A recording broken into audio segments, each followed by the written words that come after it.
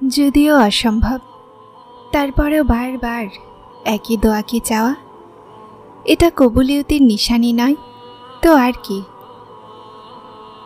এতটা সময় চলে যাওয়ার পরও তোমার মন একই দোয়া চেয়ে ক্লান্ত হচ্ছে না, তো এটা কবুলিয়তের নিশানি নয় তো আর কি?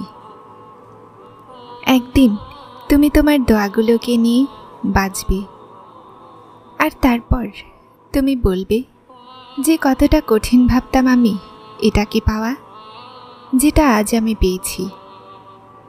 তারপর তুমি এটা ভেবে শুকরিয়া করবে যে তুমি আল্লাহর কাছে চাওয়া ছাড়োনি।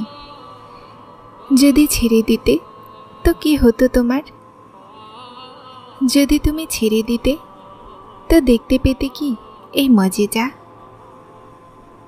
আল্লাহ তোমার মন পরিবর্তন করছে না, কেননা তিনি তোমার নসিব বদলে দিয়েছেন। যেই দোয়াগুলোতে তুমি ওয়াসওয়াসাতে পড়েছ, আল্লাহ তো সেই দোয়াগুলোকে কবেই কবুল করে নিয়েছেন। শুধুমাত্র একটু অপেক্ষা, আর তারপর তিনি হুকুমে কোন বলবেন, আর কেউই তার হুকুমকে অস্বীকার করতে পারবে না।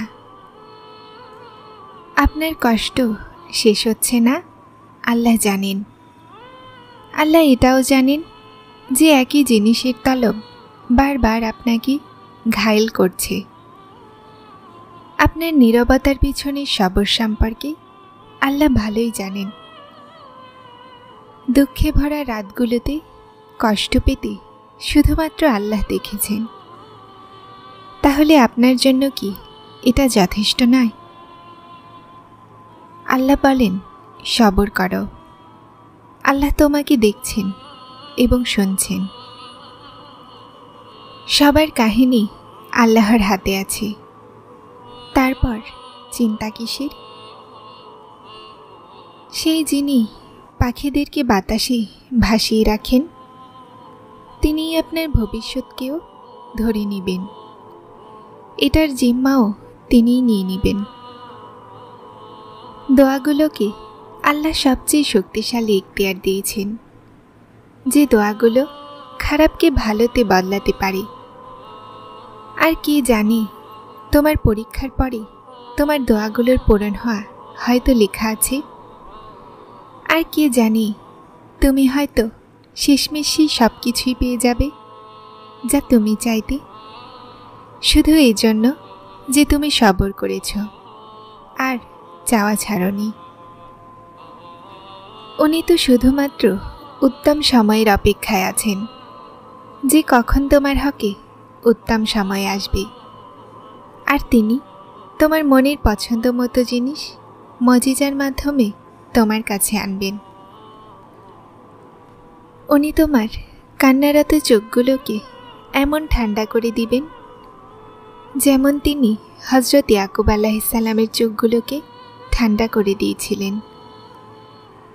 উনি তোমার কাছে প্রতিটা হারিয়ে যাওয়া জিনিসও এভাবেই ফিরিয়ে আনবেন, যেমনভাবে তিনি অন্ধকার কূপ থেকে ইউসুফ আলাইহিসসালামকে বের করে ইয়াকুব আলাইহিসসালাম পর্যন্ত নিয়ে এসেছিলেন।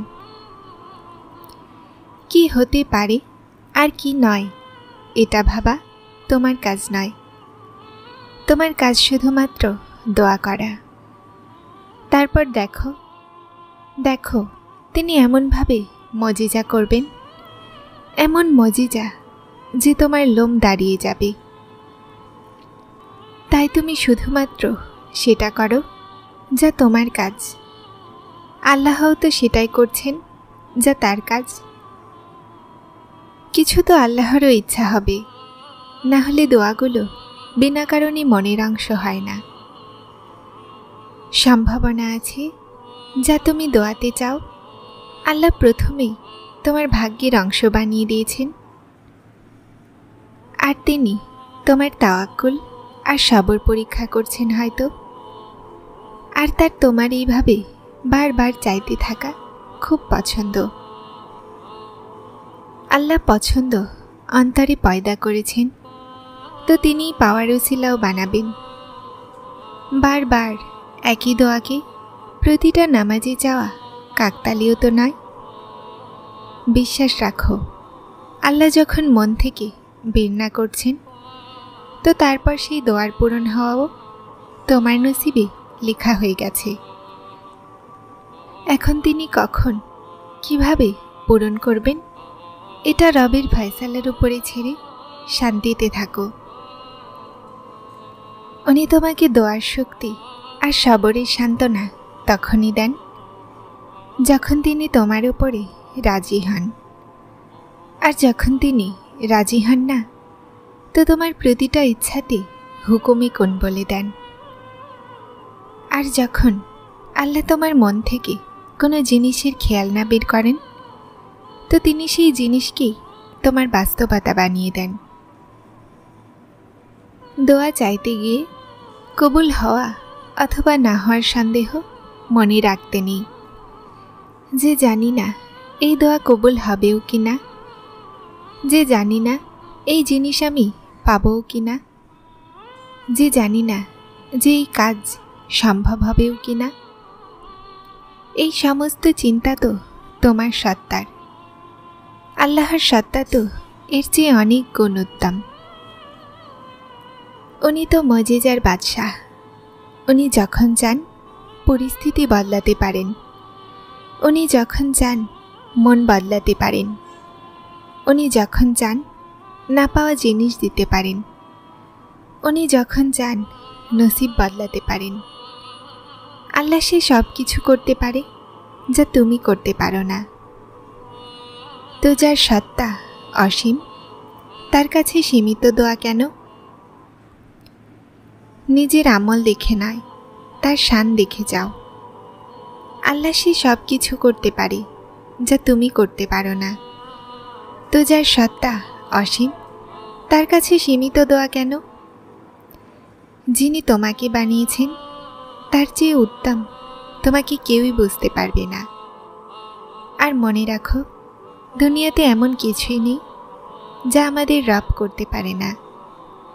দুনিয়াতে এমন কোনোই জখম নেই যেটাকে আল্লাহ সারাতে না পারে। আমরা যে জিনিস চাই না আল্লাহ তাআলার কাছে, সেটা আল্লাহ প্রথম থেকেই জানেন। আমরা যে জিনিসের জন্য কষ্ট পাই না, আল্লাহ তাআলা প্রথম থেকেই সেই কষ্ট সম্পর্কে অবগত যে আমরা এটা চাইব আল্লাহর কাছে। তিনি প্রথম থেকেই জানেন যে আমাদের মন কোন জিনিসে এলোমেলো হয়ে গেছে।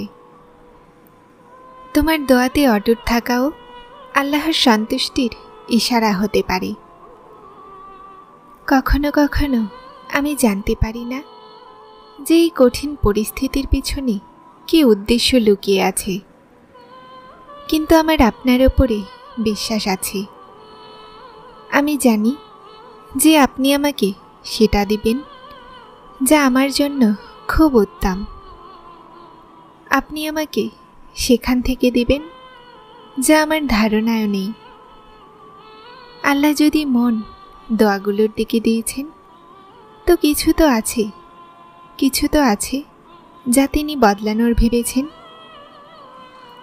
নিশ্চয়ই তিনি উত্তম পরিকল্পনাকারী।